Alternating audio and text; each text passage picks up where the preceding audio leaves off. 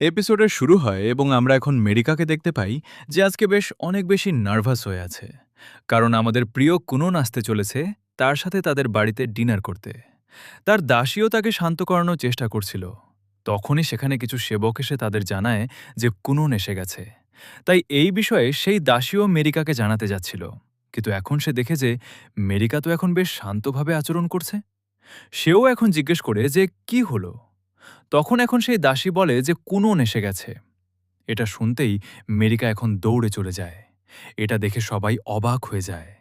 এরপরে এখন পরের দৃশ্যে সে গিয়ে কুননের সাথে দেখা করে।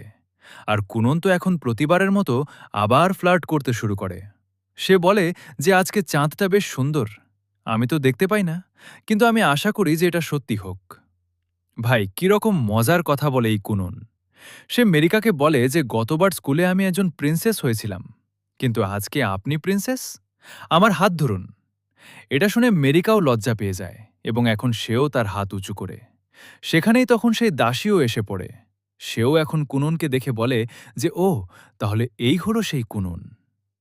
পরের দৃশ্যে তারা এখন ডিনার করার জন্য টেবিলে বসে যায়। কুননের আদব কায়দা ও ব্যবহার দেখে সেই দাসীও প্রশংসা করে এবং বলে যে এখন বোঝা গেল যে আখেরে মেরিকা একে এত পছন্দ কেন করে। সেদিকে মেরিকাও এখন কুননকে বলতে শুরু করে যে আমি শুনেছি যে তুমি আজকে ব্ল্যাক টাওয়ারে গিয়েছিলে। তখন সেও বলে যে হ্যাঁ, শুরুতে তো আমি তোমার বোন রায়সার সাথে দেখা করেছিলাম। সেখানকার সবাই সত্যিই বেশ অসাধারণ ছিল। গ্র্যান্ডমাস্টারের ম্যাজিকও বেশ অসাধারণ ছিল। তিনি আমার পরীক্ষা নিলেন এবং আমি সেটাতে পাশও হয়ে গেলাম। অর্থাৎ আমাকে শিক্ষক দেওয়া হবে। তবে এখন পর্যন্ত আমি জানতে পারিনি যে কে হবে। সেটার ব্যবস্থা তারা বেশ ভালোভাবেই করছেন, ঠিক যেভাবে আপনি আপনার নখগুলো বেশ সুন্দরভাবে সাজিয়ে রেখেছেন ব্যবস্থা করে। সেদিকে কুননের এই বাজে রকমের কৌতুক শুনে সেই শেপকরাও অবাক হয়ে যায়। আর তারা ভাবে যে এই যে কুনন, এটা একটু অদ্ভুত ধরনের। ঠিকই, কিন্তু তাতে কিছু যায় আসে না। মেরিকায়ের সামনে খুশি আছে, তাই এটুকুই যথেষ্ট। যাই হোক, কুনন এখন সরাসরি আসল বিষয়েই চলে আসে। সে মেরিকাকে বলে যে এই সময়টায় আমি শুধু সেরাটুকু হলো আপনার সাথে একটা ডিনারই করতে পারি। এই কথা বলে সে তার হাতের উপরে হাত রেখে বলে যে কিন্তু যখন আমাদের বিয়ে হয়ে যাবে তখন আমরা প্রতিদিন এইভাবে একসাথে সময় কাটাবো। আমি এমন একটা ভবিষ্যৎ দেখার জন্য বেশ অনেক বেশি উত্তেজিত, যেখানে আমি সব সময় আপনার পাশে থাকব। কুননের ফ্লার্ট শুনে তো সেই শেপকরাও বেশ মুগ্ধ হয়ে যায় এবং তারা বলে যে বাহ বাহ বাহ, কি কথা বলেছে। মেরিকাও এতটাই খুশি হয়ে যায় যে রাতে যখন সে ঘুমাতে যাচ্ছিল তখন সে বেশ খুশি দেখাচ্ছিল। মানে, সে বেশ অনেক বেশি লজ্জা পাচ্ছিল। এরপরে আমাদেরকে এখন পরের দিনের দৃশ্য দেখানো হয়, যেখানে কুনন পড়াশোনা করছিল। এর মধ্যে ইকো এখন সেখানে তাকে বাইরে ডাকে এবং বলে যে আপনি কি আমাকে সাহায্য করতে পারবেন। আসলে ইকোর কাপড় ধোয়ার কাজে সাহায্য দরকার ছিল, তাই কুননও এখন ধোপা হয়ে যায়।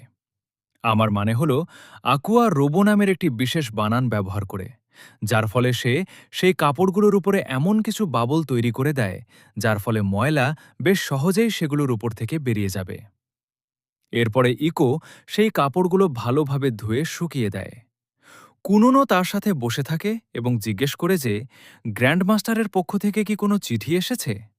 তখন সে বলে না, যার উপরে কুনন বলে যে তার মানে তারা এখন পর্যন্ত আমার জন্য একজন শিক্ষক ঠিক করেনি। পরের দৃশ্যে আমাদেরকে ব্ল্যাক টাওয়ারে ভিক্টোকে দেখানো হয়, যে কাউকে ডাক ছিল, কিন্তু সেই লোকটা তার ডাক শুনছেই না। তাই ভিক্টোকে এখন সরাসরি তার ঘরে যেতে হয় তাকে ডাকার জন্য। সে ভেতরে যেতেও বেশ ভয় পাচ্ছিল। সে ভাবে যে আমি আশা করি যে আমি নিরাপদে বাইরে আসতে পারব। এই কথা বলে এখন সে দরজা খুলে ভেতরে চলে যায় এবং বলে যে জিয়ন, তুমি কি ভেতরে আছো? সেদিকে আমরা জানতে পারি যে জিয়ন, সে তো বেশ অনেক কাজ করে ক্লান্ত হয়ে পড়েছিল। তার ডাক শুনে জিয়নও উঠে যায় এবং বলে যে তুমি আমার ঘুম কেন নষ্ট করছো। তখন ভিক্টো বলে যে গ্র্যান্ডমাস্টার তোমাকে ডাকছেন। তখন জিয়নও রেগে যায়। সে বলে যে সেই বুড়োর কি দরকার। পরের দৃশ্যে এখন কুনন জানতে পারে যে তার জন্য একজন নতুন শিক্ষক বেছে নেওয়া হয়েছে, যার নাম হল জিয়ন, অর্থাৎ তার ভাই, এবং তার মা, যার বিষয়ে কথা বলছিলেন। সেদিকে যখনই এখন ইকো জিয়নের নাম শুনে সে বেশ অনেক বেশি অবাক হয়ে যায় এবং বলে যে এত সেই বিখ্যাত সোর্সার, যে বেশ সুদর্শন। যদি সে এখানে আসতে চলেছে তাহলে আমাকে প্রস্তুতি নিতে হবে, আমাকে সুন্দর দেখাতে হবে। এই কথা বলে সে বেশ উত্তেজিত হয়ে সেখান থেকে চলে যায় তৈরি হওয়ার জন্য। এটা দেখে কুনন ভাবে যে এর কি হলো। এরপরে এখন পরের দৃশ্যে আমাদেরকে মেরিকাকে দেখানো হয়, যে এখন কুনুনের সাথে দেখা করার জন্য আবার তৈরি হচ্ছে। এরপরে তারা এখন বেরিয়ে পড়ে এবং তার সাথে রায়শাও থাকে। রায়শা এখন বেশ ঈর্ষান্বিত হয়ে বলে যে কুনুনের শিক্ষক আমার হওয়ার কথা ছিল, আখেরে জিয়নকে কেন বেছে নেওয়া হলো। তারা এখন বেরিয়েই যাচ্ছিল, কিন্তু তখনই তারা সেখানে দুজন প্রিন্সেসকে দেখতে পায়, যারা তাদেরই বোন। তারা মেরিকাকে বলতে শুরু করে যে আমরা শুনেছি যে তোমার ফ্যান্সের বেশ ভালো সুনাম আছে, সেই সুনাম তোমার নয় শুধু তারই। তখন রায়শাও বলে যে হ্যাঁ, তাহলে কি হলো, কুনুন একজন বেশ অসাধারণ সোর্সার, এতে তোমাদের কি লেনাদেনা আছে, এখান থেকে চলে যাও। তখন সেও এখন বিরক্ত হয়ে যায় এবং সে সেখান থেকে দৌড়ে পালিয়ে যায়। পরের দৃশ্যে আবার কুনুনকে দেখানো হয় যে আরামে বসে চা পান করছিল এবং ভাবছিল যে আমার শিক্ষক কেমন হবে। আর ইকোকেও দেখানো হয় যে বেশ নার্ভাস হয়ে আছে। তখনই তাদের বাড়ির সামনে একটা ঘোড়ার গাড়ি এসে থামে এবং সেটা থেকে মেরিকা প্রথমে বেরিয়ে আসে এবং এখন প্রতিবারের মতো কুনুন আবার তার সাথে ফ্লার্ট করতে শুরু করে।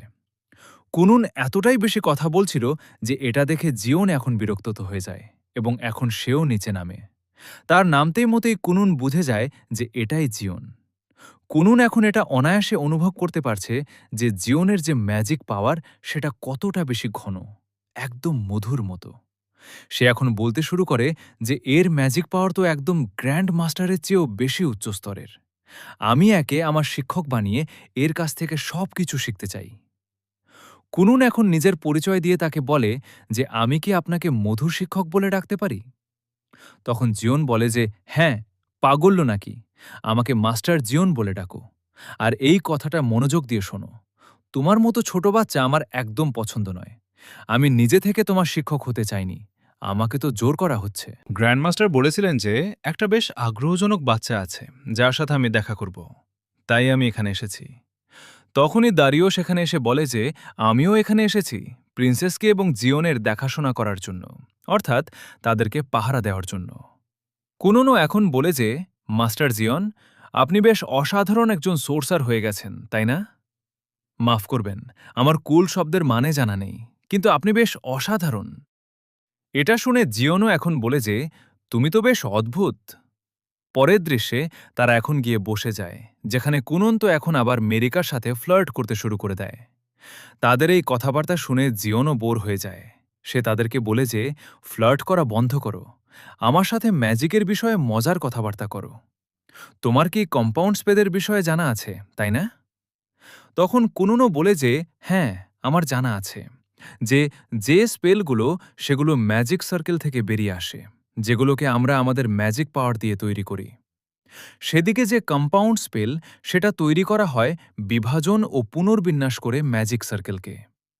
তখন জিওনও বলে যে হ্যাঁ, ঠিক বলেছ, আখিরে তুমি কতটি বিভাগ সামলাতে পারো। তখন কুনন বলে যে ৩১টি, তবে আমি ৩২ পর্যন্ত যেতে পারি, মাঝে মধ্যে আমি ব্যর্থ হই। এটা শুনে জিওনও অবাক হয়ে যায়। সে বলে যে তুমি এতটাও খারাপ নও। সে এখন জানায় যে আমি তো ৫০ পর্যন্ত যেতে পারি। এটা শুনে কুননও অবাক হয়ে যায়। সে দাঁড়িয়ে বলে যে কিভাবে? তখন সে বলে যে আগে এটা বলো যে যখন ২০তম বিভাগের সমস্যা আসে তখন তুমি সেটা কিভাবে পার করো। তখন কুনন বলে যে লেয়ার্ড ক্রেস্ট ব্যবহার করে। এতে জিওন বলে যে তুমি এই সমাধান নিজেই বের করেছ। তখন কুননও বলে যে হ্যাঁ, কিন্তু এই সব করার জন্য আমাকে বেশ অনেক আলাদা আলাদা ছোট কৌশল ব্যবহার করতে হয়েছে। তুমি বলতে পারো যে আমি পরিবর্তন করেছি। এটা শুনে জিওন আবার অবাক হয়ে যায়। সে এখন মনে করে যে যখন সে কুননের সাথে দেখা করতে আসছিল তখন রায়শা ও ভিক্টো তার সাথে দেখা হয়েছিল, যারা বেশ ঈর্ষান্বিত মনে হচ্ছিল। তারা বলছিল যে কুননের শিক্ষক আমাদের হওয়ার কথা ছিল, তুমি কেন হয়ে গেলে? কারণ কুনন সত্যিই বেশ অসাধারণ একজন ছাত্র। তাদের কথাগুলো মনে করে এখন জিওনও ভাবে যে ও, তাহলে তারা এর বিষয়েই কথা বলছিল, এর মধ্যে তো সত্যিই প্রতিভা আছে। এই কথা বলার পরে এখন সে কুননকে বলে যে ঠিক আছে, আমাকে দেখাও যে তুমি কি করতে পারো। তখন কুনন বলে যে, কিন্তু সবার আগে আমাকে 50টি বিভাগ করে দেখাও। তখন জিওন বলে যে, তুমি এটা করতেই পারবে না, তাই তোমাকে শেখানোর কী লাভ? আমি আমার সময় নষ্ট করব না। তোমার যা করার আছে, যা তুমি করতে পারো, সেটাই তুমি প্রমাণ করো, এবং সেগুলো সম্পর্কিত প্রশ্নই করো, সেগুলোর বাইরে নয়। তখন কুননও মেনে নেয় এবং বলে যে, ঠিক আছে, আপনি যেভাবে বলবেন সেভাবেই করব আমি। এরপরে এখন জিওন বলে যে, চলো, তোমাকে যাচাই করা যাক। আমি তোমাকে দেখাচ্ছি যে আমি কতটা অসাধারণ। এই কথা বলার পরে সে আর্থের 3টি ক্রেস্টের স্তর তৈরি করে দেয়, অর্থাৎ একটা দেওয়াল তৈরি করে দেয়। এবং এখন সে কুননকে বলে যে, তোমার ম্যাজিক ব্যবহার করে এটাকে ধ্বংস করে দেখাও। যদি তুমি এটা করতে না পারো, তাহলে তুমি ব্যর্থ হবে, এবং আমি তোমার শিক্ষক হব না। আর এমনিতেও আমি শুনেছি যে তুমি পানির একটা বিছানা তৈরি করতে পারো। আমাকে সেটা করে দেখাও। তখন কুননও এখন আকুয়া ব্যবহার করে এখন ওয়াটার বেড তৈরি করে দেয়। তখন এখন জিওনও তার কাছে গিয়ে সেটা পর্যবেক্ষণ করতে শুরু করে। কিন্তু এখন যখনই সে সেটাকে ছোঁয়ে, তখন তার কাছে বেশ অনেক বেশি মখমদের মতো অনুভব হয়। সে তো এখন সরাসরি তার উপরেই শুয়ে পড়ে, এবং এখন মাত্র কয়েক সেকেন্ডের মধ্যেই ঘুমিয়ে যায়। আর অন্যদিকে আমরা এখন কুননকে দেখি যে সেই দেওয়ালটাকে ছুঁয়ে বলতে শুরু করে যে, এটা তো বেশ অনেক বেশি শক্ত, কিন্তু এটা ছুলে বেশ মসৃণ অনুভব হচ্ছে। প্রথম দেখায় যদি কেউ এই দেওয়ালটা দেখে, তাহলে সে বলবে যে এটা একটা বেশ সাধারণ দেওয়াল, কিন্তু এটা তৈরি করতে যে ম্যাজিক্যাল পাওয়ার ব্যবহার করা হয়েছে সেটা বেশ অসাধারণ। এটা এতটাই শক্তিশালী যে এটা সময়ের সাথে সাথে আরও বেশি মজবুত হতে থাকবে। কুনন এখন মনে করে যে জেনি তাকে শিখিয়েছিল ম্যাজিক একটা ক্রেস্ট হয়। সেদিকে ক্রেস্টের মানে হল ম্যাজিক সার্কেল। একজন মানুষ আলাদা আলাদা স্পেল তৈরি করতে পারে, আলাদা আলাদা ম্যাজিক সার্কেলকে পুনর্বিন্যাস করে।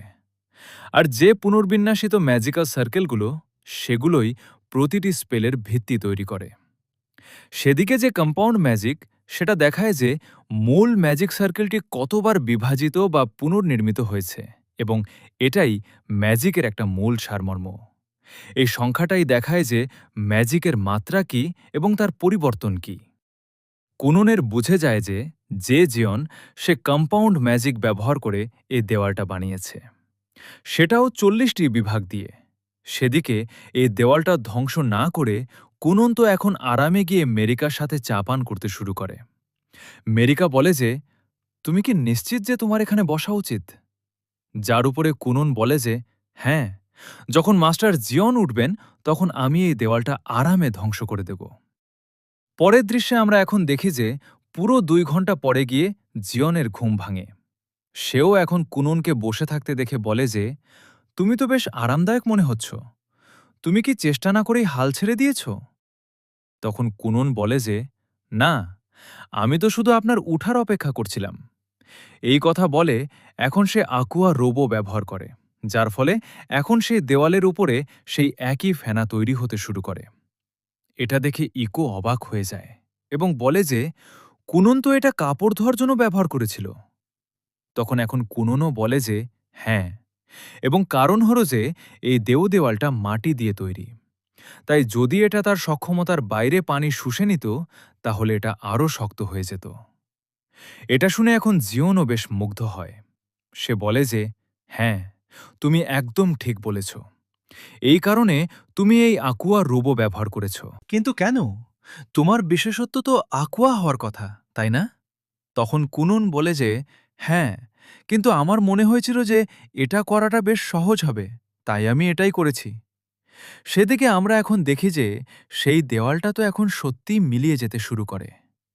এটা দেখে জিওনও এখন তার প্রশংসা করে এবং বলে যে, তুমি স্পেলটাকে আগে ভালোভাবে বুঝেছ এবং সেই অনুযায়ী পদক্ষেপ নিয়েছ। একজন সোর্সারের সবচেয়ে প্রথম কাজ এটাই। তুমি আমাকে বেশ মুগ্ধ করেছ। আজ থেকে তুমি আমার ছাত্র। তুমি এই পৃথিবীর সবচেয়ে ভাগ্যবান বাচ্চা, কারণ আমি তোমার গুরু হয়েছি। এই কথা বলে এখন সে তার হাত উঁচু করে, কিন্তু কুনন তার হাত না ধরে মেরিকার হাত ধরে। এটা দেখে জিওন তাকে বলে যে, মনে হচ্ছে তুমি ভুলে গেছ যে তোমার ফ্যান্সের আগে তোমার গুরু আসে, কারণ এখন তুমি আমার ছাত্র হয়ে গেছ। এর মানে হল তোমাকে বেশ অনেক কিছু করতে হবে। আমি তোমাকে বেশ অনেক কিছু শেখাতে চলেছি এবং বিনিময়ে তোমাকেও আমার পরীক্ষা-নিরীক্ষায় সাহায্য করতে হবে। তুমি তোমার মনোযোগ তোমার ফ্যান্সির উপরে রাখতে পারবে না। এই কথা বলে সে মেরিকার সাথেও বলে যে, এখন তুমি কি করবে? কুনন এখন আমার ছাত্র হয়ে গেছে। সে এখন আরও উন্নতি করবে এবং সে আরও এগিয়ে যাবে। আর তুমি সেখানেই পড়ে থাকবে। সেদিকে কুনন বেশ অনেক বেশি বিখ্যাত হয়ে যাবে, যার কারণে বেশ অনেক মেয়ে তাকে পছন্দ করবে। এটা শুনে তো মেরিকাও মনমরা হয়ে যায়। সে এখন ভাবে যে হ্যাঁ, জিওন ঠিকই বলছে। কুনন এখন জীবনে এগিয়ে যাবে। কিন্তু আমাকে দেখো, আমি এমন একজন প্রিন্সেস হয়ে থাকব যার মর্যাদা সব সময়ের মতো নিচেই ছিল। এর মানে হলো, যদি আমি কিছু না করি তাহলে আমার এমন কোনো ভবিষ্যৎ আসবে না যেখানে কোনো আমার সাথে থাকবে। এই ভেবে এখন তার হাত কাঁপতে শুরু করে। এটা দেখে কুনুনের রাগ হয়ে যায় এবং এখন সে তার গুরুকে বলে যে এইভাবে মেরিকাকে এরকম কথা বলো না। পরের দৃশ্যে আমাদেরকে মেরিকাকেই দেখানো হয় যে তার ঘরে আছে। তখনও জিওনের সেই কথাগুলোই মনে করছিল এবং বলছিল যে আমাকে কিছু একটা করতে হবে। আমি এইভাবে পেছনে পড়ে থাকতে পারবো না। ঠিক আছে বন্ধুরা, তো এরই সাথে এই এপিসোড এখানেই শেষ হয়ে যায়।